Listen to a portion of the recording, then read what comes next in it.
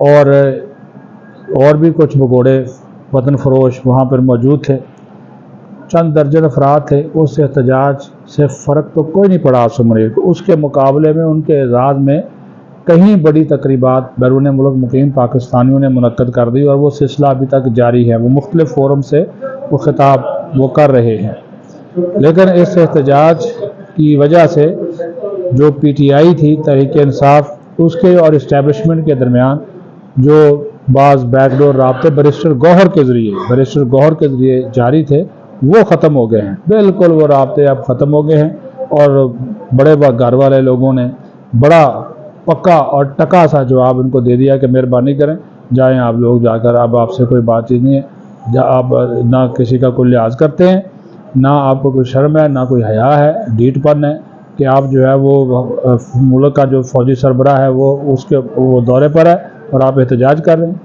और जेल में बैठा हुआ इमरान खान जब उसको इस एहतजाज की इतला मिलती तो हंसता है, मुस्कुराता है। तो उन्होंने कहा कि ये काफ़ी है, इसका मतलब है कि ये सारा कुछ उसी के कहने पे हुआ। तो और इस चीज़ का एतराफ़ जो है वो ख़ुद बैरिस्टर गौहर ने भी कर लिया है कि अब PTI और इस्टेब्लिशमेंट के दरमियान किसी किस्म के कोई राब्ते नहीं है।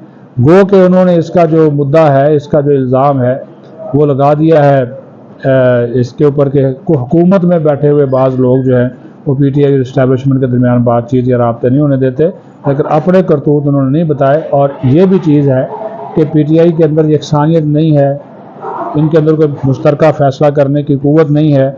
PTI कोर कमेटी कुछ कहती, सियासी कमेटी कुछ कहती, PTI ओवरसीज़ वाले कुछ करते, PTI का सोशल मीडिया कुछ करता है। उस वजह से ये जो है वो इनके जो रवाबत है ना सिर्फ ख़त्म हुए हैं बल्कि उनको नुकसान पहुँचा है। ना सिर्फ नुकसान पहुँचा है बल्कि जो है वो अच्छा खासा जो है वो अब इनका डैमेज भी हो गया है और ये बातचीत का जो सिलसिला है वो जो है वो बंद हो गया है, बिल्कुल वो अभी नज़र नहीं आ रहा। तो ये भी PTI को एक बड़ा नुकसान जो था और इसका और अपने पाँव पर खुद इन्होंने कुल्हाड़ी मारी है कि अगर कोई रास्ता निकलने की कोशिश थी तो अब वो रास्ता बिल्कुल जो है वो बंद हो गया है।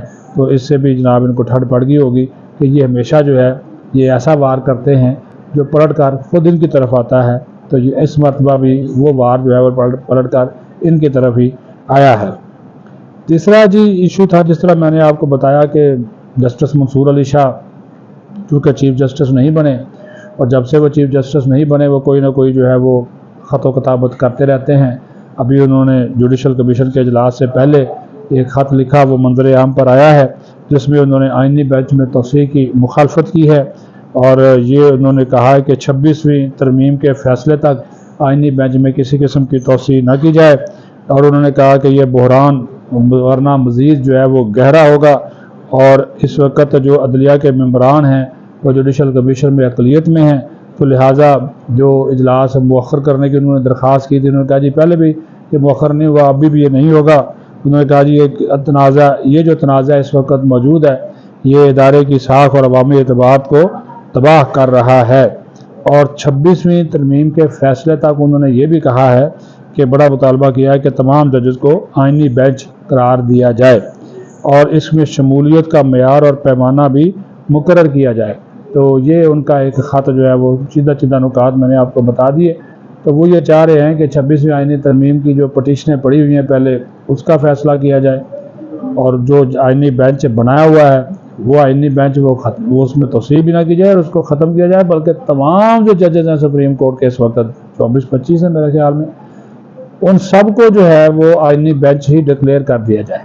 तो वो ज़ाहिर है वो इस तरह के चाहते हैं। तो ज़ाहिर है ये भी उन जजेस में शामिल हैं जिनको हम एक नाम देते हैं ईमानदार जजेस का। तो ये भी अभी ये ख़त किताबत इनकी तरफ जारी रहती है, लेकिन उनके इस ख़त का कोई असर नहीं हुआ। 19 जून को जुडिशल कमीशन का इजलास भी हो गया, आइनी बेंच के अंदर तोसीह भी हो गई और उसने अपना काम भी जो है वो जारी रखा हुआ है। लेकिन उसके बाद इस ख़त को जारी करना ये ज़ाहिर करता है कि वो ये रिकॉर्ड पे लाना चाहते थे कि देखें जी मैंने तो ख़त लिख कर जो है वो एक तवज्जो जो थी वो दिलाई थी। अब आगे जी जिस तरह मैंने कहा था, आपको भी पता है कि पाकिस्तानियों का भी तकरीबन कोई 200 अरब डॉलर कहा जाता है कि पाकिस्तानियों का भी तकरीबन कोई 200 अरब डॉलर स्विस बैंकों में पड़ा हुआ है। उसके हवाले से मालूमात, इंफॉर्मेशन शेयरिंग, डाटा शेयरिंग, वो पाकिस्तान ने जब भी कोशिश की वो जो है वो इंफॉर्मेशन उन्होंने नहीं दी। इवन के दुबई वाले हुकाम ने भी नहीं दी। तो कहते हैं जी लोग आपके लोग हमारे यहाँ बिज़नेस करते हैं तो हमारा बिज़नेस ख़राब हो जाएगा अगर हम उनकी इसके बारे में कोई डिटेल आपके साथ जो है वो शेयर करेंगे। लेकिन यार ये अब स्विस बैंकों में 37,600 करोड़ रुपया जो है वो भारतीयों का हो गया है। ये अमाउंट देखें, 37,600 करोड़ रुपया।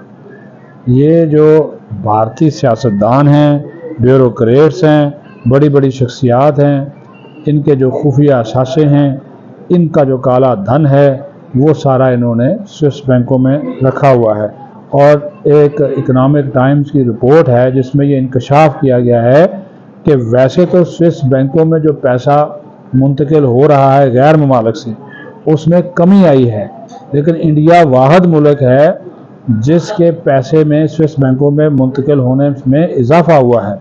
2024 में उन्होंने कहा कि सिर्फ जो नॉन बैंक क्लाइंट्स है, नॉन बैंक, ये जो 37,600 करोड़ रुपया है ये बैंकों और मुख्तलिफ इदारों की जानब से जो है वो यहाँ पर स्विस बैंकों में मुंतकिल किया गया। लेकिन उसमें से जो नॉन बैंक क्लाइंट्स हैं उनकी रकम 650 करोड़ बनती है, यानी कि पाकिस्तानी 6 अरब 50 करोड़ रुपया वो बनती है।